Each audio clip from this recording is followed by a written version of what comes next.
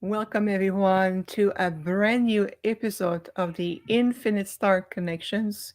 I am your host, Viviane Chauvet, and today you can see that my husband, Peter Benson, is holding sacred space in lieu of our dear friend, Jeff Demmers. Jeff is in the chat room right now, but he's going through a lot of changes, including a big move, and his health is very much not all unwell right now. So I would like to invite everyone to gather today, and we're going to start this very unique episode right after our grand return from a month of travel in Australia, when we went to Uluru in the sacred land, connecting also with so many ancient beings, guardians, the Aboriginal tribes, a multitude of intergalactic delegations. And we're going to explore that today. But right now, I really would like to invite everyone around the world, all of our beautiful community, all of you together in our light. And I would like to start this very unique episode of our podcast with a massive global healing prayer, a beautiful healing circle of prayers and dedication for our dear friend Jeff Demers. Let's come together. And of course, I'm grateful for Peter for coming in and supporting the hosting of this episode today. And I spoke with Jeff. We have his full permission. He's in the chat room right now as much as he can. He needs really our help, our love. He needs our healing. And Peter, since he represents an aspect of the angelic realm, can bring in or holding the space, calling in the archangels, and especially with Archangel Raphael and the emerald green healing light. So let's come together first before we take a deep dive to create a sacred circle of light, a global sacred circle of light with all of you. And imagine our beautiful Jeff right in the middle of that powerful healing circle with pure love, to already feel and to visualize his lungs, the bronchial, the upper respiratory tract, his heart, his pancreas, his body, every part of him, including at the heart level and in the mental level, whole and complete, healed, and going through this major life changes that's going to help him moving forward. So let's come together now in a healing circle, and that means that we need your light. So would you say yes to bring your light, to bring your love, to activate your natural healing abilities? And now it's a time to take a deep dive into who you really are. So let's set aside our 3D personality self, and let's invoke our divine self with each other, and of course with Peter there. Yes, I know I can count on you always, huh? Beautiful Jeff, Sandy, Natalie, of course, Scotty, and our ambassador from Glastonbury, the one and only Simon, and many of you with Crystal, Ellie, always say yes, Savvy, of course, Suin. Thank you for holding space from Australia with us. Tom, Anne, Cheryl, Mary, and all of you, Linda, Misty, very happy to have you. And Catherine, thank you for the big yes. So let's do this with Lucy, Mara, and so many joining us right now. We are excited. And love from Israel. Oh, Efrat, thank you so much. Love back to you and everything, everyone, every particle of Israel. Our heart goes to you. Marine, of course. Lynn, mais oui, merci beaucoup. Dina, Tracy, happy Sunday. Let's do this. Let's gather our light. So, Peter, are you ready as well, just to hold space and bring in the archangels for us? Yes, I am. Ready. Okay. Well, we love you too, Jorid, and thank you, Marguerite, for being here. Nada, always a pleasure to have you, of course. And Crystal, dear, I know you're going to hold the light with your sunshine and your snowball as well with you. Hmm? Yes. So let's do this together.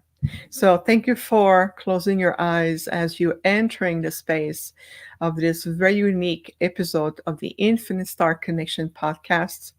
We are gathering now in a sacred circle, global circle of light, where we are truly gathering from one hemisphere of the planet to the next and on a multidimensional level. Imagine right now our beautiful, dear, beloved friend and co host, Jeff Demmers, right in the middle. He's the very core, the very heart of our global circle of healing light. And we ask also the master healers with the Arcturians, is beautiful also dedication, the Ponti. We also ask the golden mantis who are part of the royal families in their realm and master healers to come. And I know I can feel the positive also zeta coming to help Jeff like they did in the time where he was in the hospital. Let's bring also the archangel, including Archangel Raphael, with the emerald green healing light. And it's all a beautiful gathering of alliances of the divine beings in many shape and form. Whether you are in a human form, an intergalactic being, an angelic being, pure consciousness, we are all representing the divine throne creator. We ask today, as we gather, so many have come together worldwide and off planet and throughout the multiverse and even beyond. We gather today for the well being of one soul, the power of many to uplift one soul who's gone through so much. Let's show this one soul, this unique person, this unique human being named Jeff Demers, our friend, our dear host, that the power of many can uplift this wonderful, beautiful person. So imagine the prayer to the power of your heart intention in the form of prayers that we ask to help Jeff elevate, to remember his wholeness, to remember his lungs, how they are already perfect, healed, breathing with ease, restored.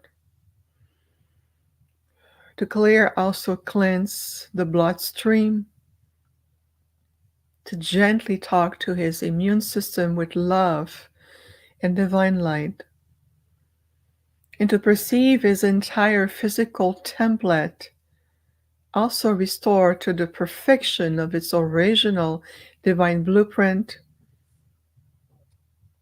to bring Jeff reassurance, to feel the friendship of many in the support that he is receiving, both visible and non-visible, and yet still very empowered. We ask Jeff higher self, is the divine aspect of his supreme self, to come through and to bring strength and encouragement to that fractal of himself having an earth human journey right now, to reawakening the galactic ambassador in himself, the beautiful emissary of light that he is, to help to heal and resolve on the soul history level and on a human life journey level what no longer serve. Like ancient books, let those books be archived peacefully within his soul akashic field. And imagine new doorways opening for Jeff, already feeling the new breeze of the next journey of his life with more joy, harmony, true friendship, more support, inner peace, to continuing to be vibrantly healthy on all aspects of his being, including the physical form, how it feels about himself, his life, and let his heart truly remember that He is love to beyond space and time. With acceptance, with an open heart and open mind, with his beautiful dog Harley next by his side, and let the next grand adventure begin in many, many more season and episode of this beautiful podcast that we have co-created together. Let's just hold Jeff for a moment in this massive global healing circle as we come together in friendship in our light, activating the best potential and the highest potential in ourselves in response to one soul. And today we ask also the Masters of Light and the Great Central Sun to amplify and magnify by 1,000-fold, 1,000-fold, this beautiful healing prayer, this circle of light, may be expanded throughout the entire world to every nations on this planet, every continent, every particle of life in this world with Gaia.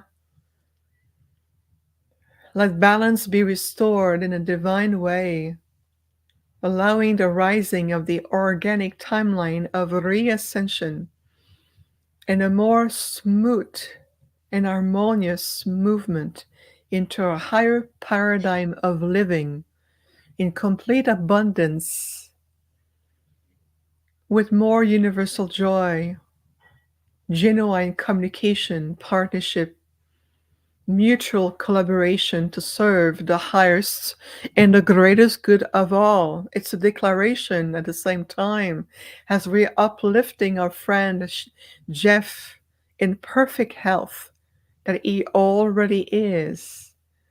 We also remembering Gaia of her perfect health, ourselves, for each other, for the animal kingdom, for the sacred waters around the world, the resources, the crops, the field, the tree nations, the sacred mountains, and all the sacred sites globally. Let's just feel the ripple effect of our beautiful healing circle of light that unify the planet with each other, for each other, and of course for our dear friend Jeff in all aspects of his life.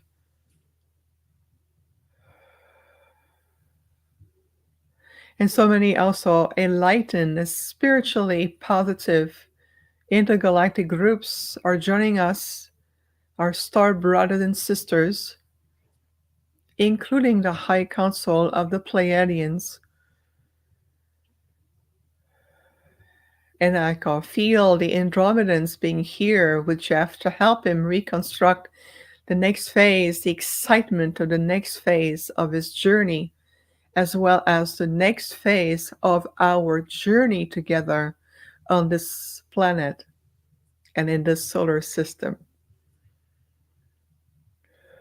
You may want to take a moment to send love and light to loved ones, a friend who may need it, your pets, your homes, and all aspects of your beautiful being. Remember, you are a divine being of infinite measurement, infinite light and potential.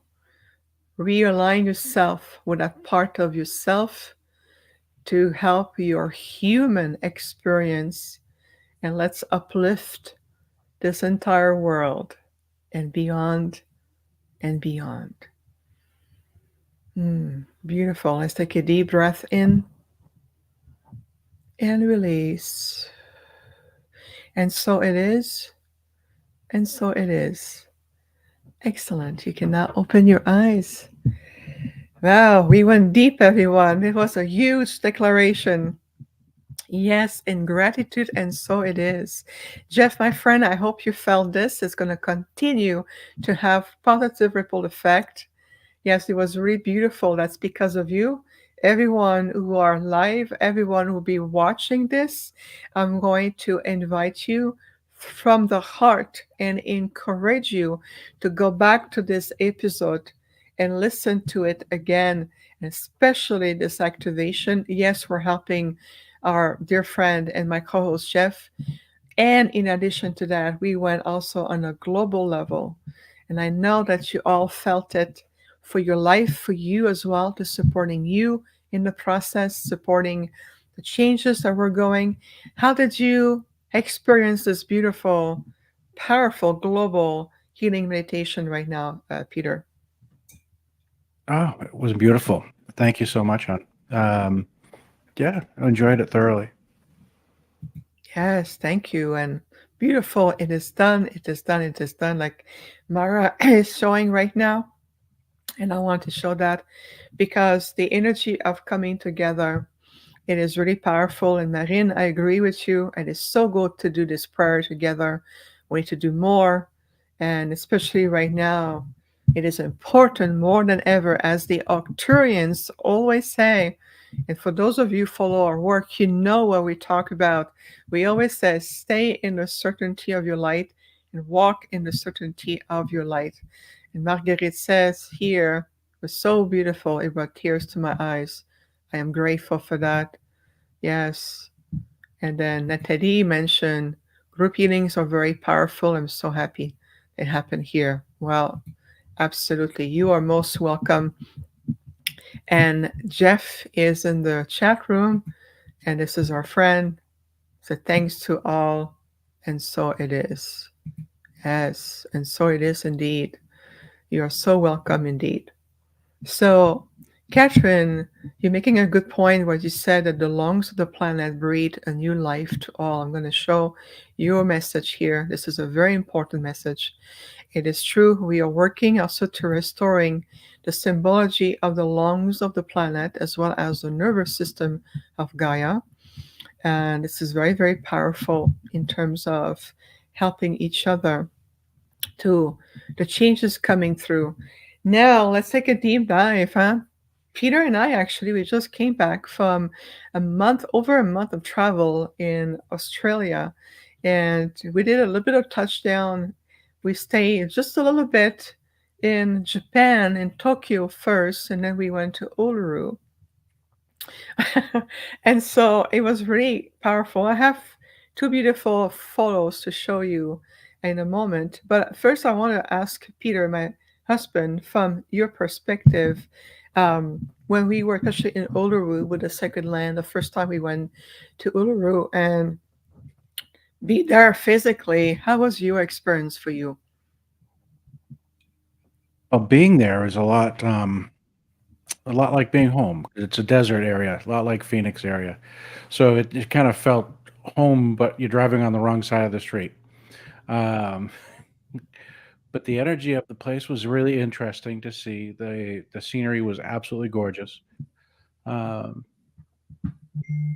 it was an interesting trip.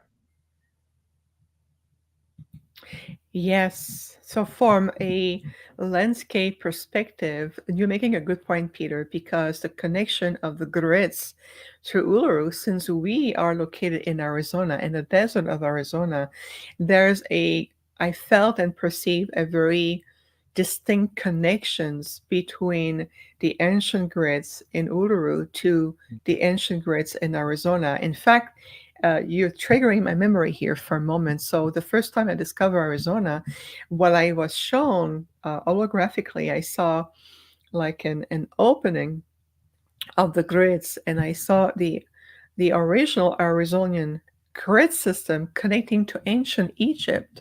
And my Arcturian delegation with my Arcturian father, he said to me, well, as you're returning, going to be living in Arizona, which I have for a number of years now, you're going to see that it's going to reconnect to the timeline of ancient Egypt and how it was at the very beginning, to really connect and bring in that connections back to the ancient grids. And in fact, this is very much part of what we're doing. We're reconnecting some of these ancient points, connectors, to to create and manifest the next level, the next phase of the planetary grids. So what you said, Peter, in regards to feeling at home, it has a very deep connotation. And I know many people have gone through Uluru, whether you are living in Australia, and I want to say hello here. I want to say a big hello here to our dear friend Suin, who was our really a beautiful host for us when we were there. And we'll talk about our journey in Sydney in a moment. But very much here and feeling in the energy um, of how we are creating a new world map. And that's one thing I want to share is that with all the work that we have done, and we're going to be able to talk about it for months in advance, months to come, because not everything, it is impossible to summarize everything in, less than an hour or even 2 hour presentation. But the uncovering of the layers, the multi layers of what we have done there on the land, it's one aspect of it is to support first the new cosmic gateway coming through in 2025, which we're about to enter, and even beyond 2025. And we're entering this really powerful accelerate timeline. Plus, we also helping to restore and restructure aspect of the new planetary grids are coming through right now. I don't know, did you feel an aspect of movement change or even to the divine masculine energy? Anything that came to you when we were there, Peter? Well, there was a lot of different energies there. The one that was really present was the energies of the Aboriginal, and you could feel the energy of the land. It's very deep, very old, and it's not always the most pleasant energy to be around and in. Um, but we negated, or should I say, cleared a lot of that energy and the roots of those to help them come about. But the energies of the sites were very interesting. Is it cat? What is the first one? The Kata Tjuta? Kata Tjuta? Yeah, it was Kata Tjuta. That's the first time we went to Kata Tjuta. Yes, and we'll talk about that. Yeah, that was interesting. We were there during a solar flare. And then, of course, we have Uluru, and then we did some connections with Mount Connor as well. We did feel that all three of those needed to be joined back together. So, Well, that's a really good point right now because most people talk about Uluru and then of course Kata Tjuta, but Mount Attila, as it is known, or even Mount Connors, as it is labeled as, it's a very very important mount. And if you look on the landscape, or even from an, I would say from from a higher view, you have these three powerful structures, like three distinct mountains, and the attention is put more on Kata Tjuta and Uluru because Mount Attila or Mount Connors is on private land. And it's interesting because a group of us went to the visitor center to inquire about a potential private group tour to Mount Attila because we were very drawn to that point. Remember, we talked about going to Mount Attila, and as a group of us, some of our members with May, Lisa, Julie, we want to go with our friend Joe from Sydney and her partner. And we want to go there. And here's an interesting factor here. You're going to love this, everyone. So imagine that for a moment. We're entering a visitor center, which they have different counters and they sell you tours. They're there to promote their tour, which is normal. It's a visitor center. So we approached the counter we were guided to go to, and apparently we're the only ones that offer a tour, private tour to Mount Attila. So we approached the counter, and the moment the lady saw our group and saw me, the first thing she said, like, no, all tours are complete and booked out.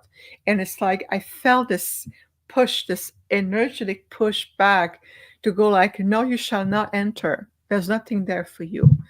And so I went, okay, at the front door, said, no, I'm going to go through the back door. And this is an analogy here. But so the rest of the group were like, well, what are we going to do? I'm like, oh, allow me.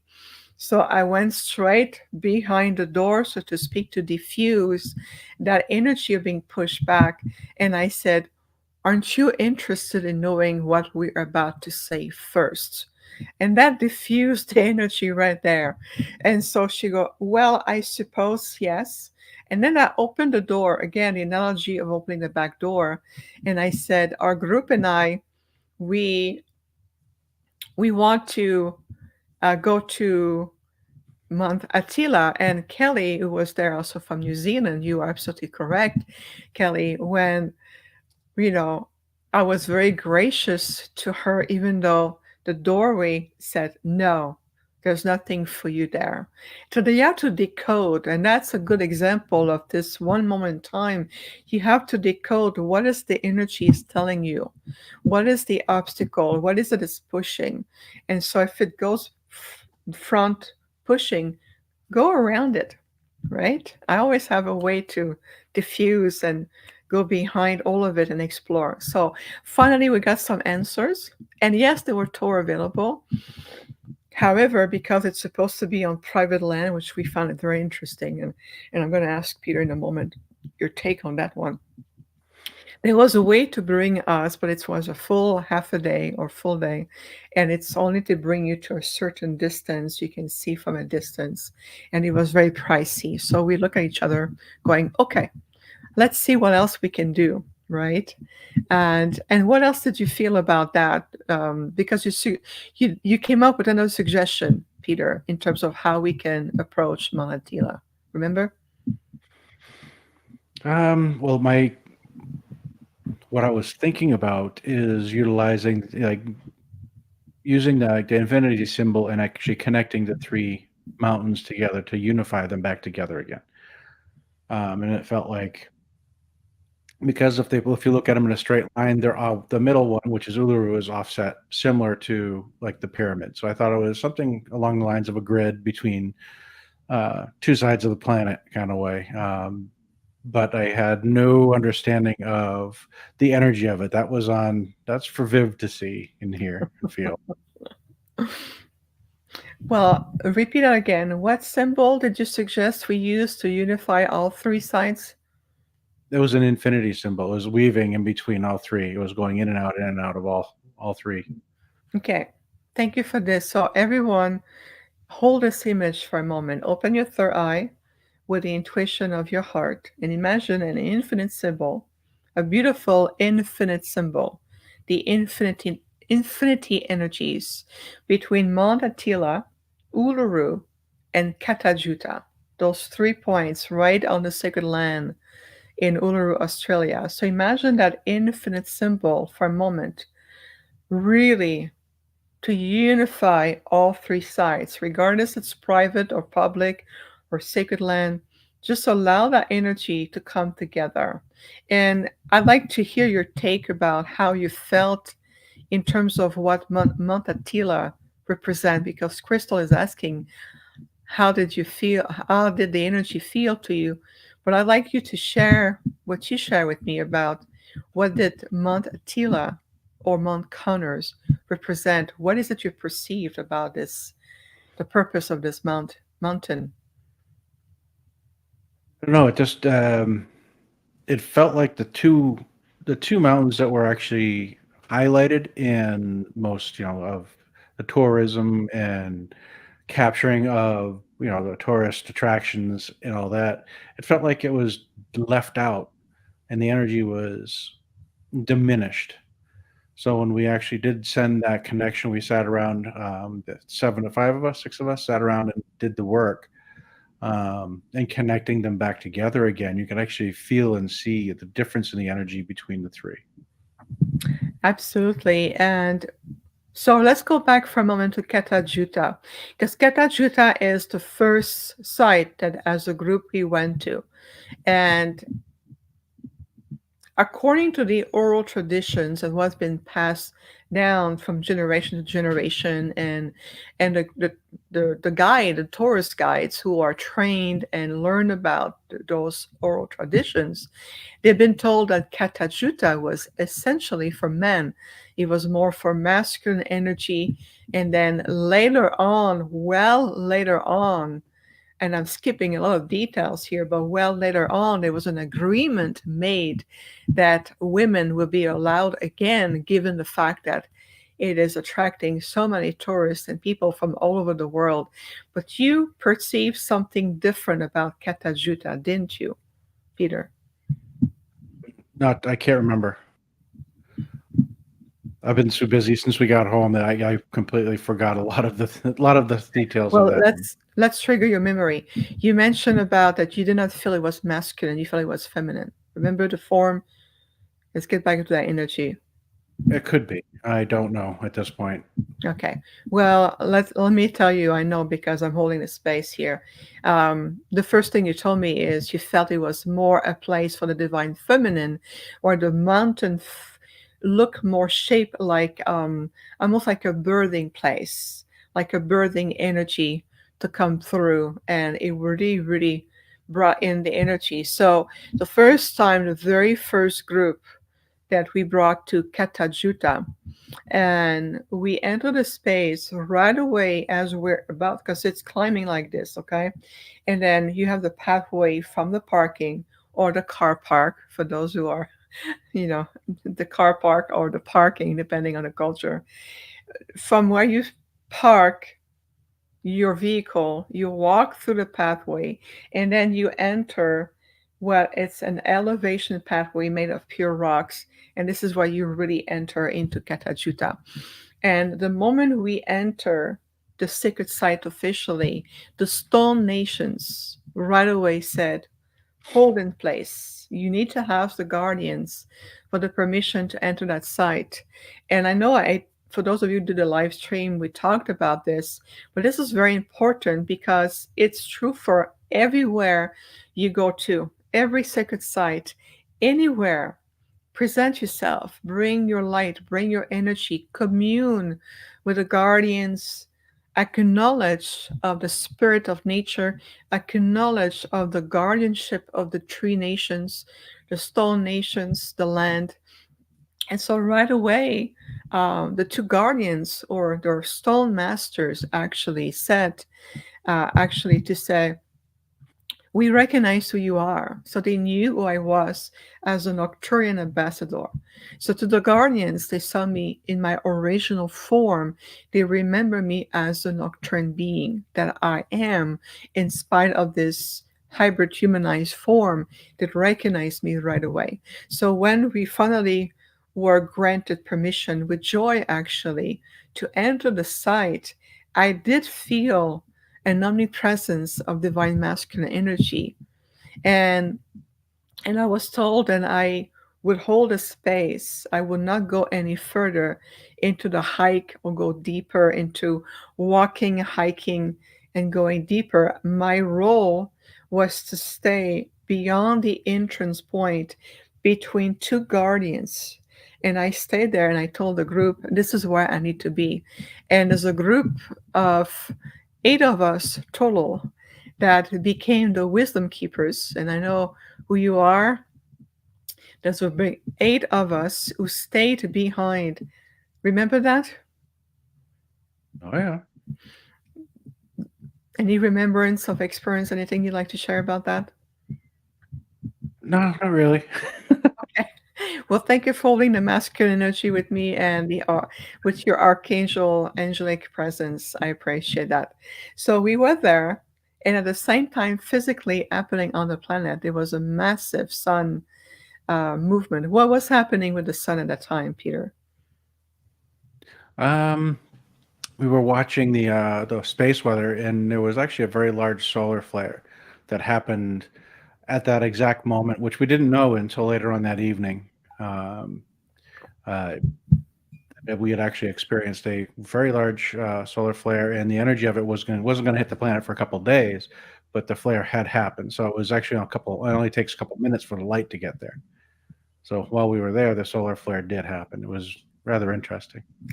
Again, there's synchronicity here. So what it tells you, after that we ask for confirmation. We ask, am I on the right path?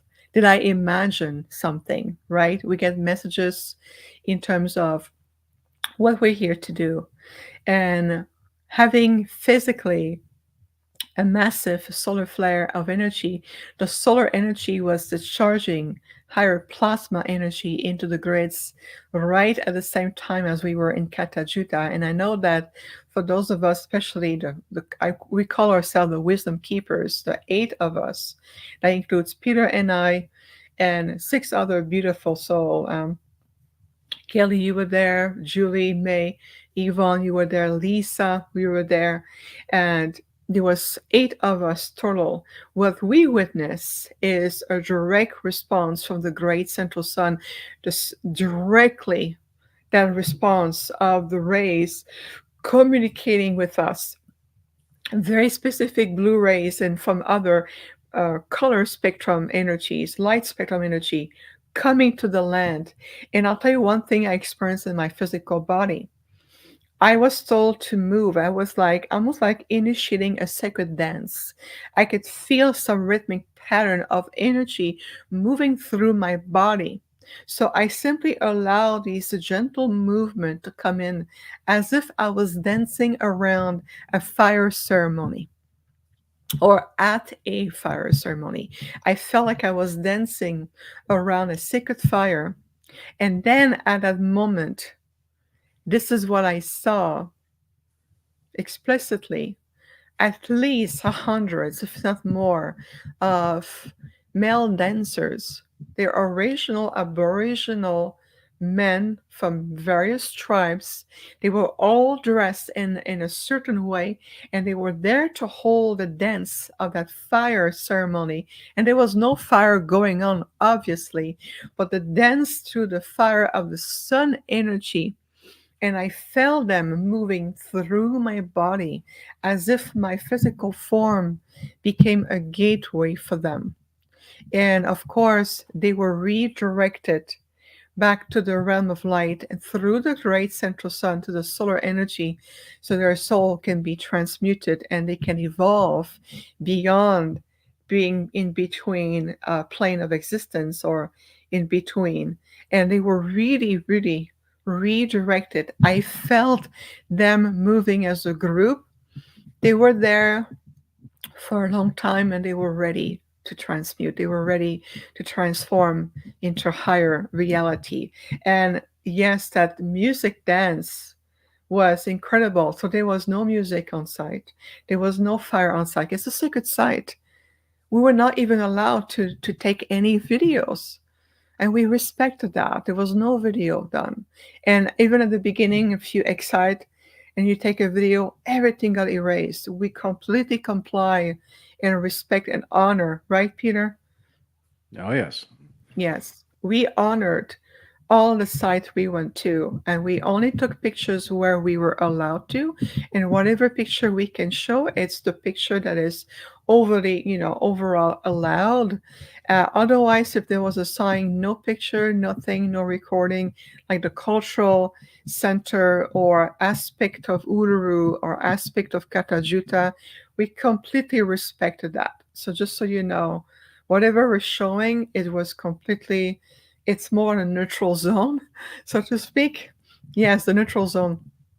And to see these dancers, these masculine energy being transmuted into higher form was such a gift.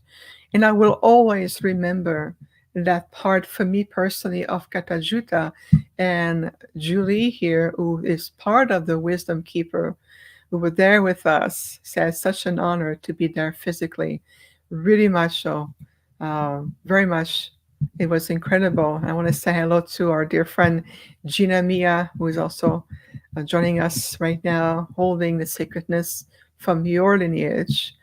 And this has been incredible. The other things that I want to share about Kata Tjuta, and then I will share with you a message I received. Are you interested to hear the message? Yes. I got a message when we were in Kata Tjuta, and when we came back the second time, I was sitting on a bench by an ancient tree, and the bark of the tree has marking on it. It was incredible. Yes. And then Kelly here, who was also part of our Wisdom Keeper group, says, I remember Peter saying, is that Kata Tjuta is like the breast, Uluru is the womb, and Attila is the sacral. Wow, the three. Thank you, Kelly. Appreciate that. Yes, thank you for the yeses. All right. So one of the other tasks that the Solar Council of the Great Central Sun, and of course the many guardians and beings who are there, have asked us to do is to repair and restore the original grids. There was a distortion around Kata Tjuta over many years, over generations, and there's many reasons for that. We'll talk about this another time. But for now, all you need to know is that there was distortion in the field. Did you feel any distortion at all when we were in Kata Tjuta, Peter? No, not really. That morning was actually very calm as far as I was concerned. I know you're far more sensitive than I am when it comes to that. Uh, So I was enjoying the weather. It's like, oh, this is wonderful. There was no flies, and like, yeah, there were no flight that morning, which was a really rare gift. So just like when Jeff is here, which usually, of course, he will be with us moving forward, but you can see, the balance between us is just so beautiful. Peter, hold the space, bring the archangel presence, and we're the one, doing the work and going forward. So we're such a great balance between us. And again, Peter, thank you for holding space and allowing Jeff to get a beautiful rest and a reset that he needs. So let's go back to Kata Tjuta.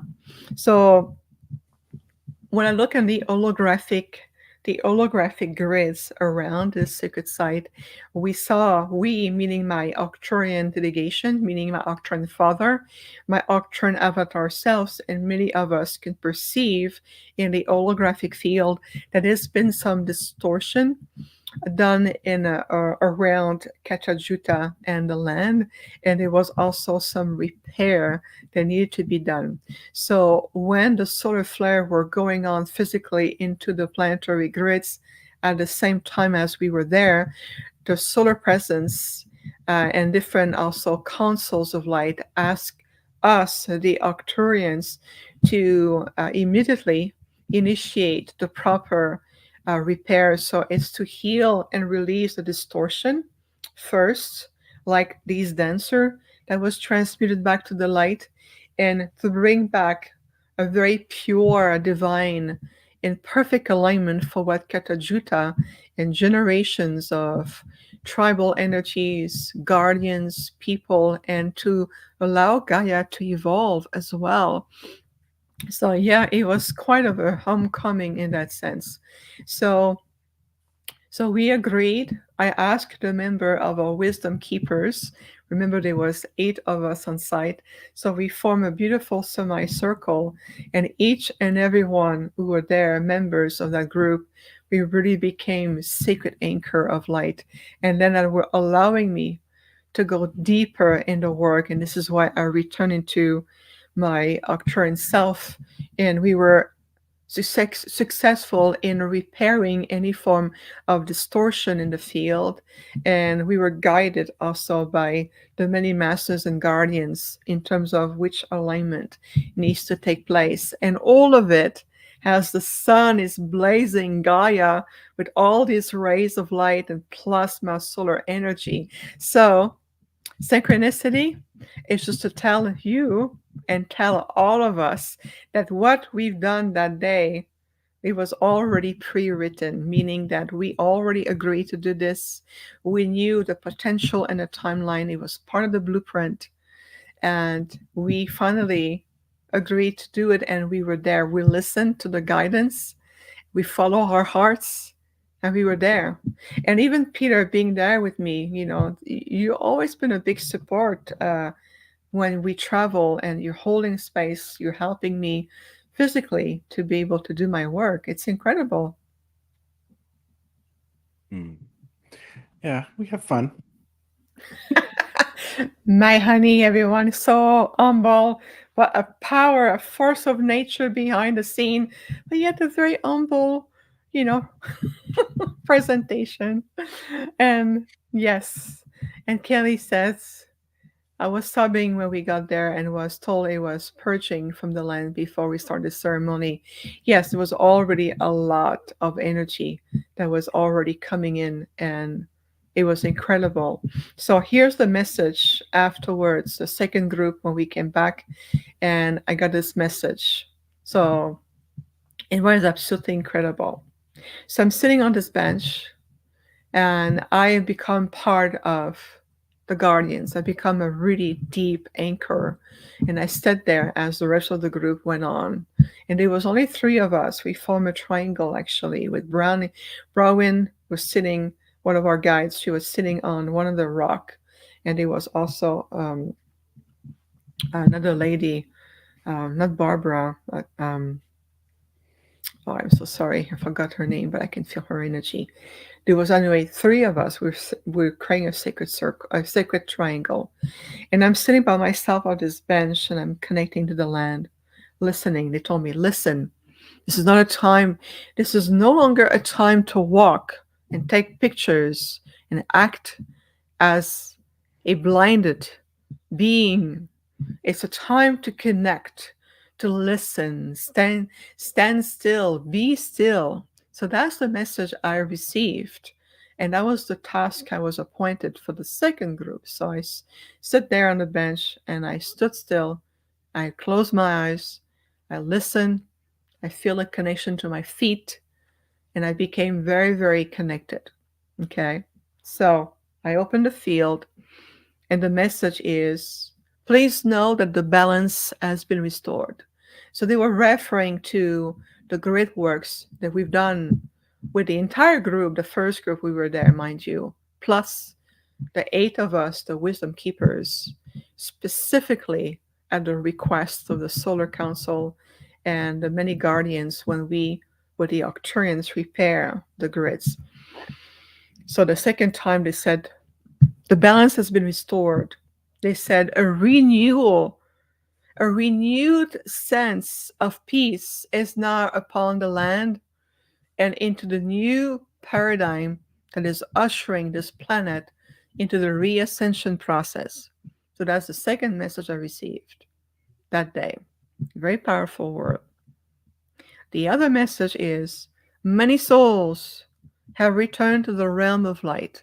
That's in reference to the dancers that we saw, and those who were still on the land or in between frequency field or in between dimension.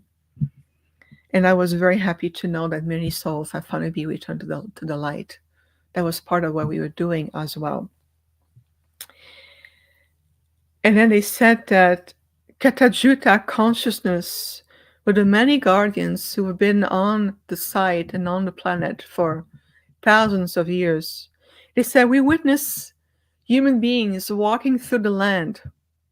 We witness them walking through the gateway, unconscious and too overly eager and preoccupied on their 3D perception, or too preoccupied of an old paradigm of interpretation of the history, and they are completely oblivious of the connection we're attempting to make.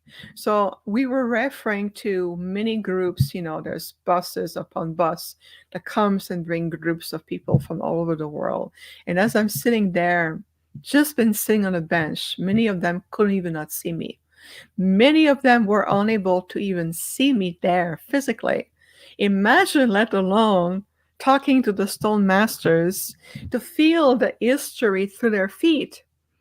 And I'll tell you another reason why that where we are in Kata Tjuta in Uluru on the sacred site, we ask, please leave the rocks alone.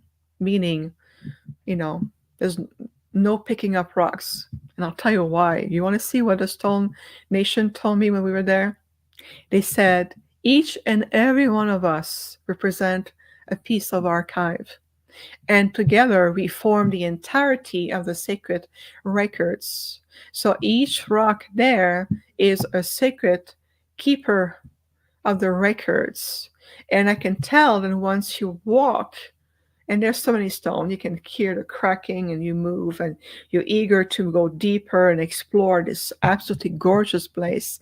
When in reality, your feet, your energetic grids of your feet, even through the sole of your shoes and boots and walking gears, your energetic sole of your feet still connect to all of these archives. So you don't have to be barefoot in the rocks. You can really just say, I activate the energetic grids of the sole of my feet as gateways of connecting directly to the multitude of these record keepers right there as I walk and hike onto the pathway to Kata Tjuta. Especially Kata Tjuta, the rocks were very, very vibrant, very communicative. Isn't that incredible? What's your take on that, Peter? Well, I know that the rocks were talking to you quite a bit. Yes. Climbing Mount Kata Tjuta, we were like, "Oh, well, can't go past," went past the first rock, to go a little bit further, talking to the second rock, and from there, we were in between the 2, and this is where we needed to do our work, which we did. And then we actually once we actually got to Uluru the first time through, again, you were talking to the rocks, and I was just walking through, and it's like, "Hold on, get back here. The rocks haven't let us pass yet." Yes, and you remember that. Thank you for reminding me of it. So the thing is, again, is to be attuned. I just simply I'm so attuned to the entire planet, then everywhere I go, I will feel whether a rock speaking to me, a tree, whether it's an animal, a bird, an omnipresence. I oftentimes feel the omnipresence of Gaia. How many of you feel the omnipresence of Gaia on your journey, wherever you go? Your trip, your exploration, your meditation? Oh, yes, I know you do. And so Gaia is more and more vibrant, more and more communicative. And so, yes, you will say, well, it's easy for you, Vivian. You're a nocturian in a hybrid form. Yes, of course, my physical form, I've been engineered in a certain way. I conceal the point. However, I am still coexisting with you in this third dimensional polarized field. So I have learned to trust who I am, accept who I am, and absolutely own who I am. And that has led me to really activate all of my senses. So I use all of my clairs all at once. But I need practice to do that. So the same courtesy is available to you, meaning you have the same clairs, you have the same ability. Yes, you do. So you can attune yourself to your sensitivity, to your empathic response, which is why the Octurians and I, we teach so much and repeat ourselves. This is absolutely essential. The more you reopen your empathic responses to the gateway of your heart, the more you become attuned to the sacred pulse of all life and all multi species. You want to communicate and open your channel of communication with the intergalactic beings? Well, open your channel to hear. That's going to help you to practice. Makes sense, right? So it's the same thing. So wherever we go, Gaia is very communicative. Uh, yes, I have been very, very busy with my beautiful Earth angel. And Cassidy, welcome back. Good to see you. Yes, so this hybrid slash Octurne ambassador, which is me, the Earth angel is my husband over there on the camera. And together as a team, we have been quite busy bee, especially over the last 3 years. So good to see you as well. And nature is quite talkative. I so agree with you, Marine and Megan. Everything is consciousness. Absolutely. Everything is really is. So when we travel like to Peter's Point, my wife would talk to the trees or the rocks or and we want to stop because there's a guardians who want to communicate. It's fascinating when you open yourself to it. And One more thing that the Kata Tjuta consciousness revealed to me, they said that it is important to release ourselves from mundane conversation when you enter sacred site.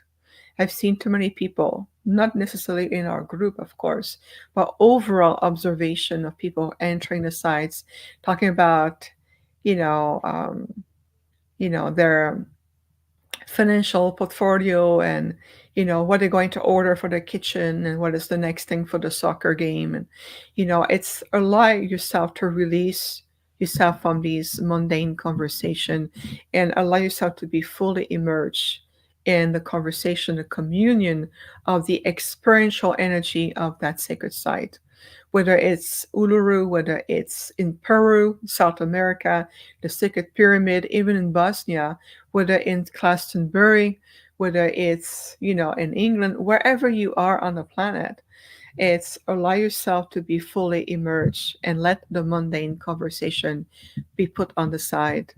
It's really how to talk, yes, to hear, to listen, put the phone down, let Facebook and social media on the side, and let the land speak with you. Immerse yourself into a very ancient, enlightened conversation.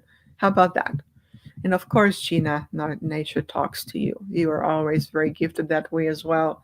So that's one thing that Kata Tjuta consciousness also observe is releasing ourselves from the chattering of the mind and allowing yourself to go back. This is very, very much deep basic. Any thoughts or input you'd like to add to this, Peter? Well, we had comments in there where we had some folks actually feeling the water. That's more me. That was Mason. It happens to me often around the water. So yeah, that's more me. I'm more of the water element and not rocks. That's The okay, but wind, the air. yes, I know. I'm known as an air element. Of course, I'm an AT being. I'm an air. But the thing is, I know you're a water element. I'm going to show you a photo right now. So just stay with me here for a moment. Uh, I'm going to You know, show you the following photo. So right now it's just from a distance, of course, completely allow. It's a photo I personally took from a distance. We're not on sacred site, so we were allowed to take that photo. It's a beautiful photo right after the sunrise, and you can see right above Uluru this beautiful circle of light that the sunlight. I felt such an energy, such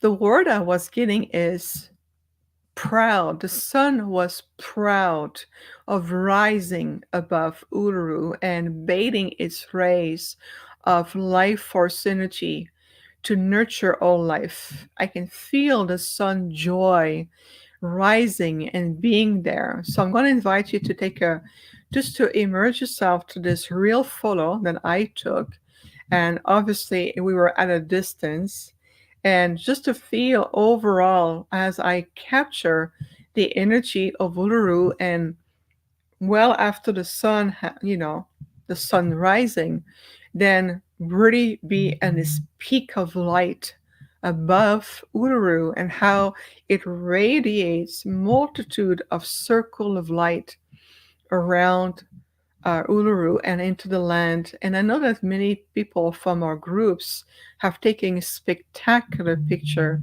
of the sun. In fact, there was in three of my photos, you can see clearly a complete being and how etherically the being travel in a light consciousness, almost like a light vessel, and how the being comes through. It was absolutely incredible.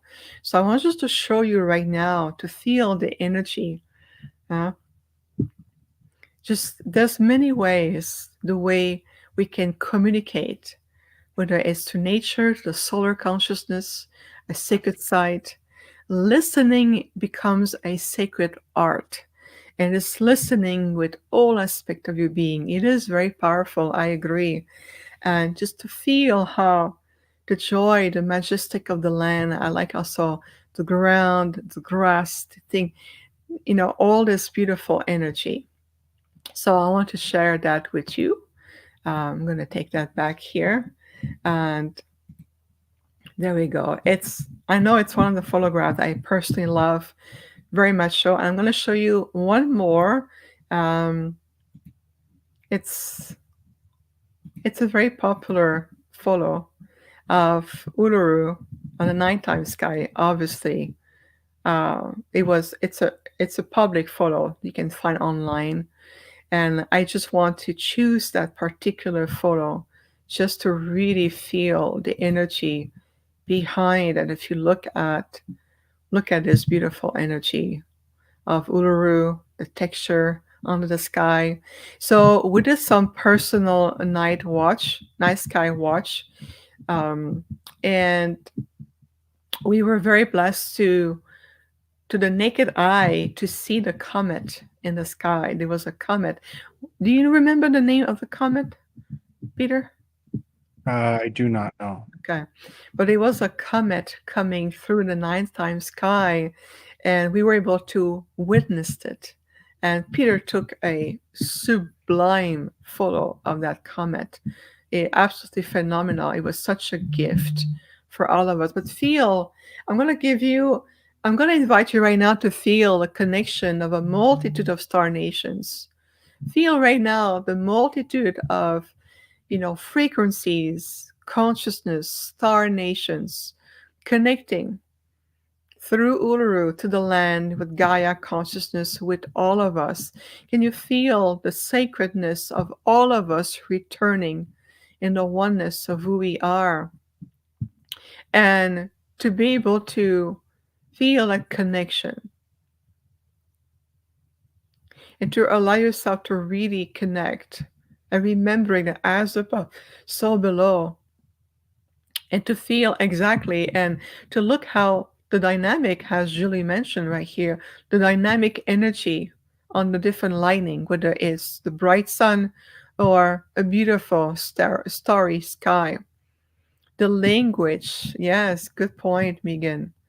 The light language symbol in the sky, the light language of so many beautiful presents. So I want to share that with you just to feel beyond words,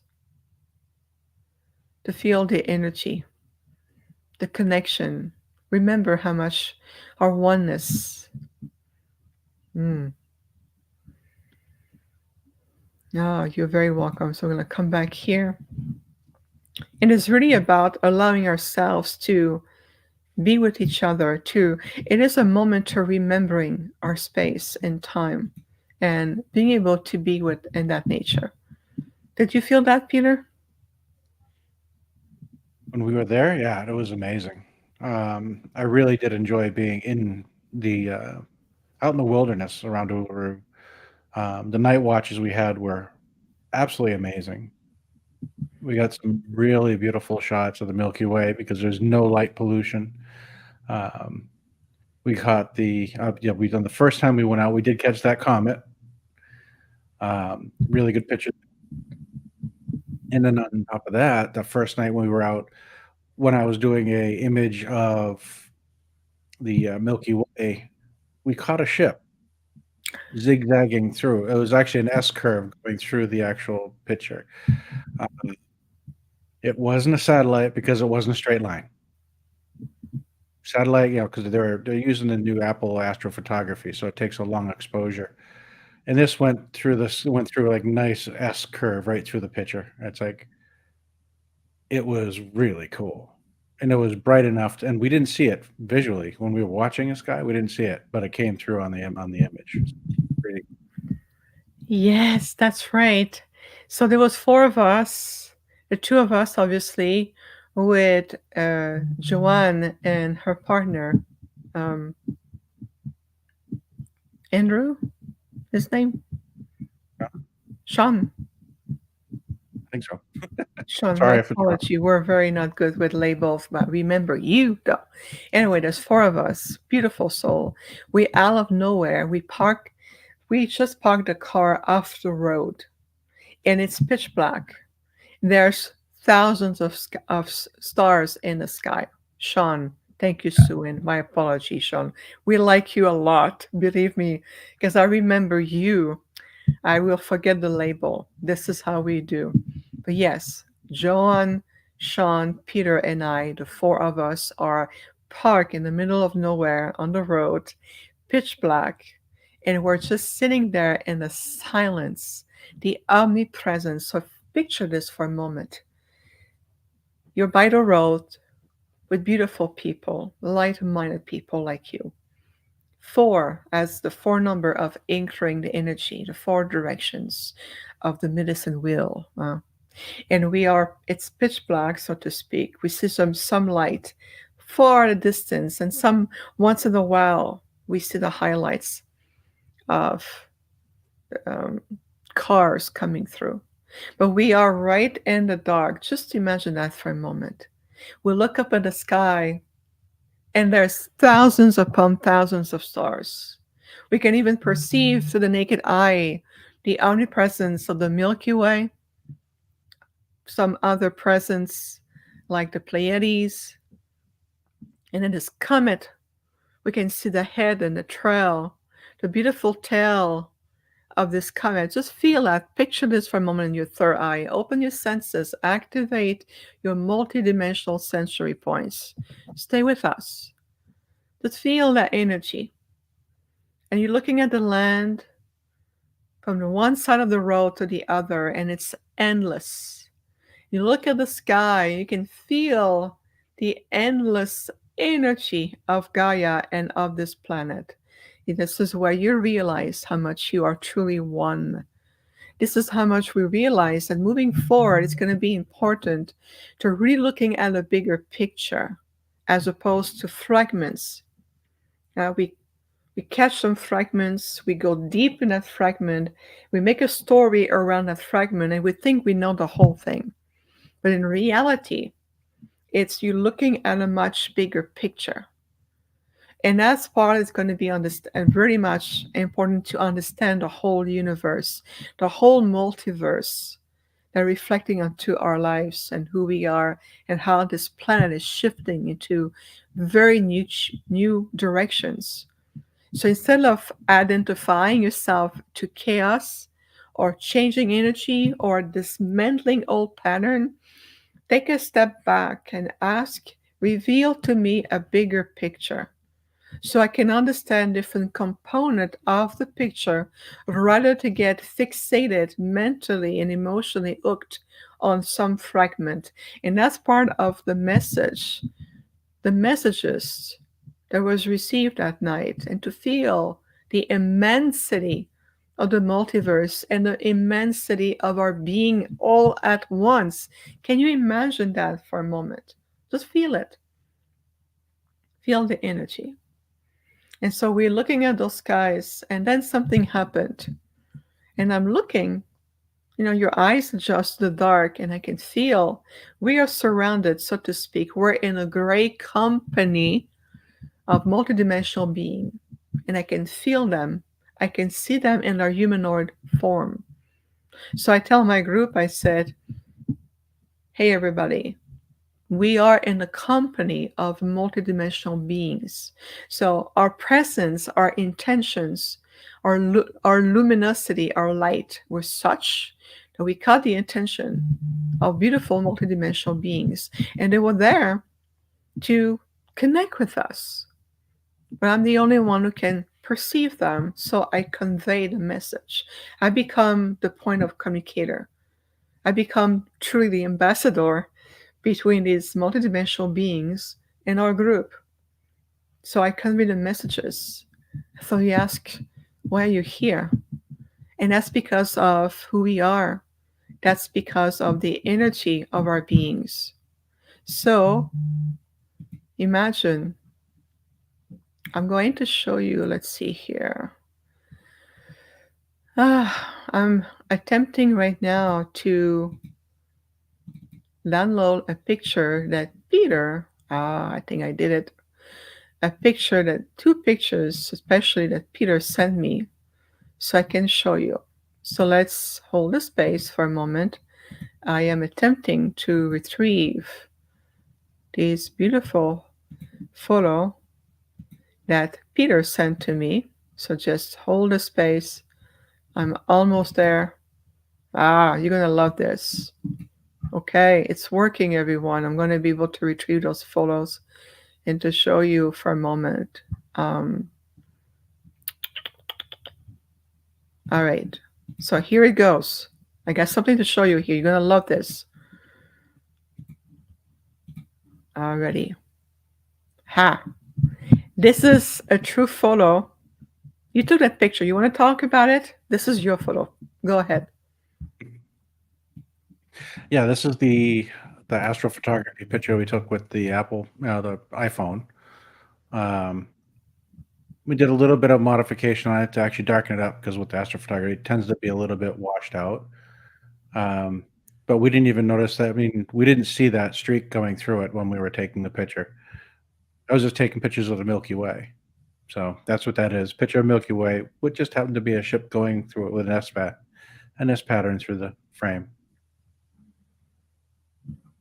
It's pretty cool. I mean, considering it's like 10 or 20 or 30 seconds of an image, I don't know how it stayed with pictures. Yeah, this is an incredible photo. So this is why I'm very happy to retrieve this one in particular. And of course, I think you utilize did you utilize the software to kind of polish it, to bring more, to bring in the luminosity behind it and the picture to be able to see. And like Peter said, that streak there appear naturally. Did you see it on the lens when you took the picture, or was it afterwards? No, we didn't even see it until actually that night. We went back and we actually sat down, had what do we? I think you guys had hot chocolate. We were sitting Yeah, down. We were sitting at the bistro there at the sales, and that's when I saw it. I'm like, oh my goodness, just check this out. And that's when we found out that that was there because we didn't see it. exactly. And what device again did you use to take this picture? This was iPhone 13. iPhone 13. Okay. And I remember that you had a stabilizer. You put the phone, so you were not holding the camera. Your phone was stabilized into some kind of support system, was it not? Yeah, it was just a short tripod that we put it on the hood of the car, holding the phone completely steady so they could actually do the astrophotography a little bit easier and get cleaner pictures without trying to, center every single picture. They're already centered, so now it just has to actually clean up the data. Yes, exactly. And like Megan said, there's a craft that left a pathway. It is really beautiful. And thank you for sending me that picture so I can show everyone today. This is exclusive, everyone. This is a personal photo. And this is the first time I show this photo. And of course, right here on the Infinite Star Connections. And Jeff, my friend, you are with us still always. That's a big wow indeed. And there was no light pollution, which just helped. You're absolutely correct, dear Len. This is wild, Lisa. Yes, it is. I'm glad you're loving it, Tom. And the thing about it is that oftentimes when there's either orbs, light ship, consciousness, being presence, you take the photo, and when you look at your photos, this is what you see, there's extra presence to it. And that's trick you can tell. It's very natural, very defined. And the thing is, here's the best part of this. That streak, that presence wanted Peter. They wanted Peter to take a photo of it. They wanted to be seen. They wanted to be acknowledged, to let you know, yes, we are with you.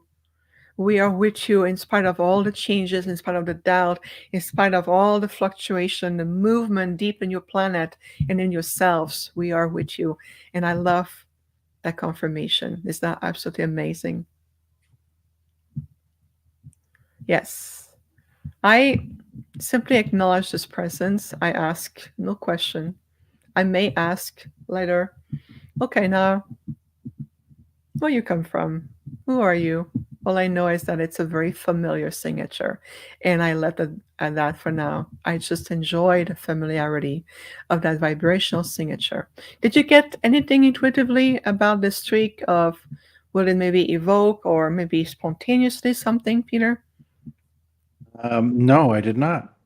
I just, like I said, I just took the picture. Yeah.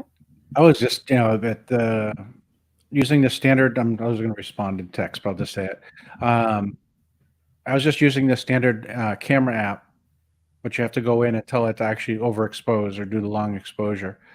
And I had it set to 10 seconds and 30-second exposure just to get more light. The longer you have open, the more light you get in, but it tends to wash it out a little bit. Um, and I was just literally looking up at the sky in awe because it's actually, I mean, the longer you're there, the better you can see the sky as your eyes get more and more acclimated to, the darkness, and you can see more. And with the random car going by, I was basically just closing my eyes, covering my eyes so that I maintain my night vision, and not get washed out again because of the cars. Um, and I was just, it's just amazing what is out there and what we can't see because of light pollution. Uh, it's just, it is amazing what is above us or around us, I should say. That's a very good point. Remember, everyone, it is truly amazing what is really all around us, beyond what we see or what your mind tells you, or your physical eyes, or any layers of veils, light pollutions, and so forth and so forth. It's amazing what is out there. So imagine right now you're on the road with us, right at this moment. You're on the road with us and look up in the sky and you see this beauty.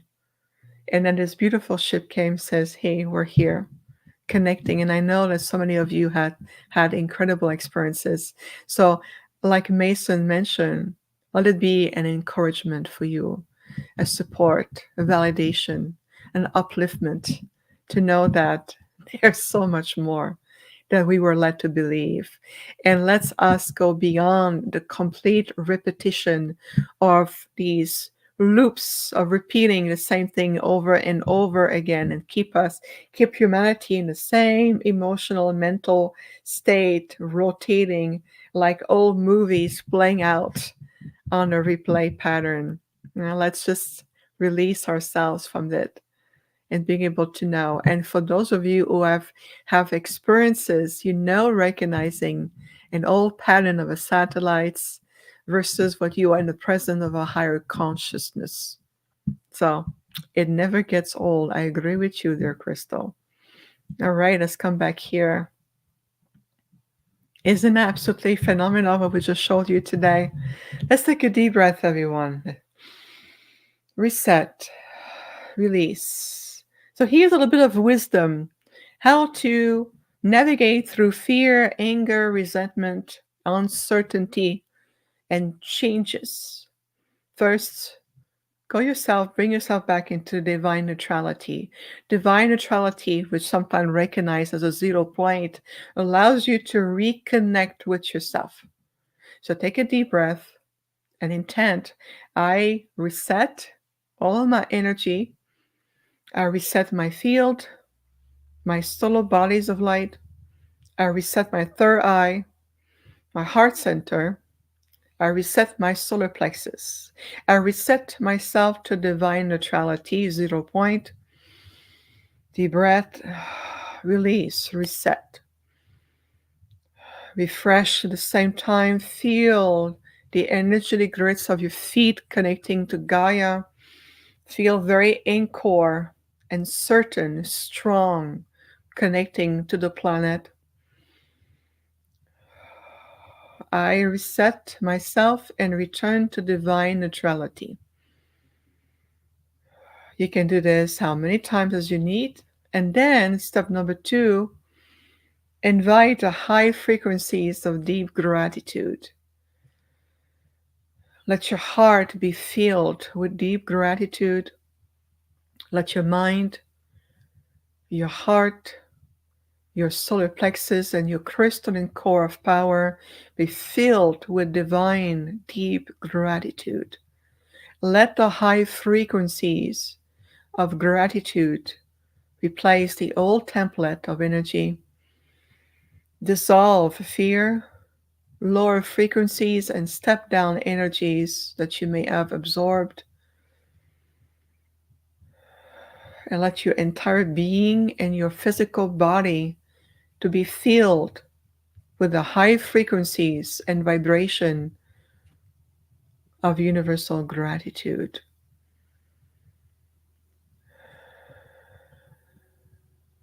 Beautiful.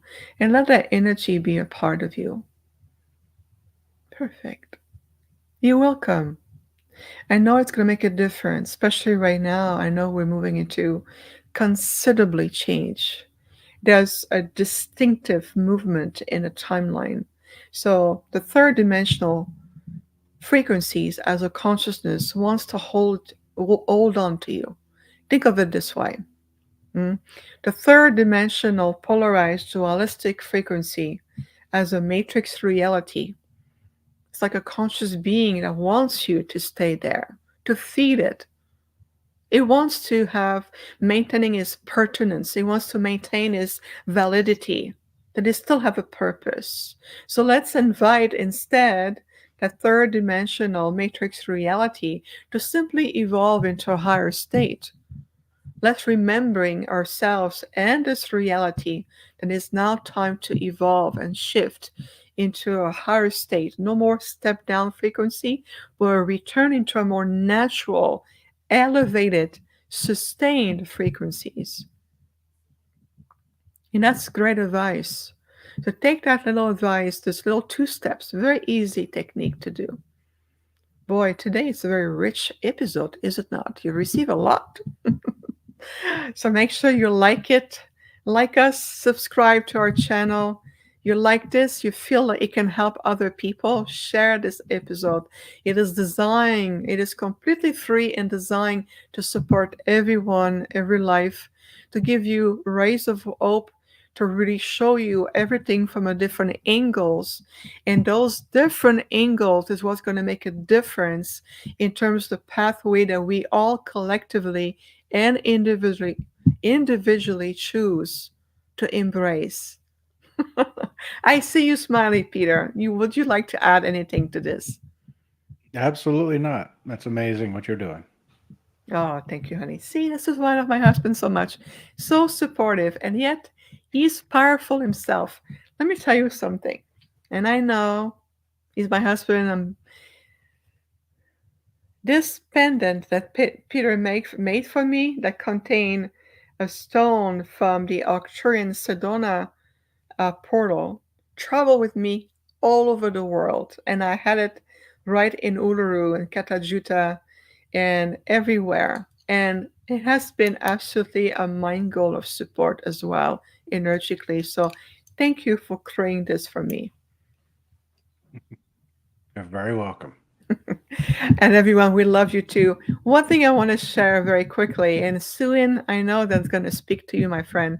So Suin, who lives in Australia and has a beautiful practice in the neutral zone, it is definitely called the neutral zone, which I find is very interesting, took us on a journey for a whole week in Sydney. We walk a lot along the Sydney Harbour all the way to the Opera House. We went to the Royal Botanical Garden. We talked to century-old trees there. They're absolutely breathtaking. The roots are so deep, you have no knowledge of how deep they are. And then we saw an aspect of the polarized field there, something very disturbing, very deep, very dark. And I'm like, right, Peter? Oh, it's dark. Okay, but here's the thing. We stay in our light, everyone. Reset divine neutrality. We claim our light. And guess what we did? We came together with 3 powerful light, Suin, Peter, and myself, and I asked that everything being amplified by 1,000-fold to dismantle this negative structure we came across. I won't even show you what it is. I won't even describe it to you. It looked like a cage with no good things, and it has no business in Sydney, right in the Royal Botanical Garden. And I'm like, you know what? This is our time to take our power back, and we say, no, you shall not pass. Like we were Gandalf, like wizard in the Lord of the Rings. So we came together, and I literally saw to the holographic template that we were co-creating for the highest and the greatest good of all to uplift everything on the planet. I say, I demand in the name of the supreme source, the prime creator, that this negative structure be completely transmuted into higher octaves of light, shift in structural aspect, dimension, intention, in all aspect of space and time throughout infinity, now today in all aspect of time and on a multidimensional level for the highest and the greatest good of all. And I demanded at the same time that those who created the structure be guided to their return to the light as well. And this is how we can really transmute negative dark light polarity, intentions, and everything in spade. And of course, the message I received, they went, "Oh, you Arcturian ambassador, we want you to stop at once." I said, "No, I'm going to invite you to follow us in the light, and we're going to teach you. We're going to show you. We're going to help you heal. We're going to show you there's other ways. The door is open. What say you?" And that's what we did when we were traveling around Sydney, among many other things. And so it is, everyone. You see what that is? Well, we have the power to do what we need to do, and it is so very true. Any words, comments about this, Peter? No, no, it was when we were walking through the beauty of all the garden and everything was amazing. And then coming across that, it was just like, did you see that? It's like, what is? And Yeah, it Suen, was remember? just finished too. They just completed it. Yeah, They it had was a just new put the structure. put sod down and everything. You could tell it was just completed. Yeah, it was a structure designed for people to sit inside. I'm like, no, let's release that. Let's put a rose. Yeah, exactly. And let's transmute this energy. So the long story short is that we were in Sydney to help to transmute and shift some distortion, negativity aspect that was put in by the dark light polarity a long time ago. And we were there to do that. I'm going to show you what Suin just said right now. Yes, take the light, and so it is. Exactly, my dear. Take the light, and so it is. And thank you so much for helping us and helping each other when we were there. Without you, we would have been lost in Sydney. So thank you for that. Yes. And the most important question of this episode: how is my peanut doing? Megan, I love you. Thank you. Well, my peanut, who is sleeping in her cat tower right now, for those of you who know her, she's my little girl, my Bengal girl, my cat. She is a beautiful Lyran being. She was brought to me and put onto my care when she was only 8 weeks old. Now she's 8 years old. And Peanut is a beautiful, magnificent Lyran being. And when I travel and I'm gone too long, like we did this time around, she projects an aspect of herself. And I see her walking around our hotel rooms. She inquires of where I am. When am I coming back? She come in astral plane in dream state. And so it was time that we were coming back home after over a month. And now she's a very happy Bengal girl, majestic being that she is. Yes, she's royal. She's very intelligent. She understands every word we say. Feel the energy. So, yes, thank you so much for mentioning Peanut. She is very dear to me. I made a promise. I told her when she was a baby, I will take care of you for the rest of your life in this journey. I'm going to be the one who will take care of you, so no worries. So it's a promise to a Lyran being. And when you promise to a Lyran being, you keep your promises. So there we go. I know Peter rolled his eyes. Don't you just love everyone, our connection between Peter and I? You know, yes, a beautiful, like Crystal says, we have been a beautiful balance between the divine masculine and the divine feminine energies. But rest assured, everyone, Jeff is coming back, and our eating prayers are still with you, Jeff. Our beautiful circle are with you. Thank you for taking the time with us and watch for the next episode coming up on the Infinite Star Connections. But this episode is rich in knowledge, wisdom, uplifting, healing, journey to the stars, practical wisdom tools, techniques. Please share this episode. Everybody needs it. We all need support right now. So I know I missed the tail passing. That's because right now Peanut is too very content in her cat tower and she's sleeping like a little angel. Okay, watch my husband's eyes rolling again. Ooh. Mhm. Beautiful. Yes, we do have our community. Please join us, the Universal Octurian Online community. We have so many beautiful offerings, memberships, very affordable ones. We offer so much. And like Natalie in Quebec always says, she gets a lot for her buck. I love that. So join us. You can see the link directly on my website, Infinite Healing from the Stars, like right now on the screen under community. We have amazing people from all over the world, like-minded people. And we have right now the Eating Arts program going on. Yes, we do. Thank you, Ageless Yogi, to remind me of the Eating Arts program. And you can also, when you do the program, you can always set the intention to your fur babies, your loved ones, a friend, yourself, the planet. Remember, it's infinite. Everything is interconnected. All right, deep breath, everyone. Release. Beautiful. Thank you for holding space with us. Keep the healing circle growing, expanding. Peter, thank you for holding space with us today. Oh, you're welcome, love. Only here, I'm telling you, only here. This is what you get when you're in the presence of an angelic being and an Arcturian being together. So we'll see you next time, this time with Jeff. And of course, Peter, you're always welcome here. Everyone, you are the best. We love you. Stand your power, stand your light. Remember, divine neutrality reset and fill your being and your heart and your mind with what? Pure universal gratitude, the high frequencies. We'll see you next time, everyone. Namaste.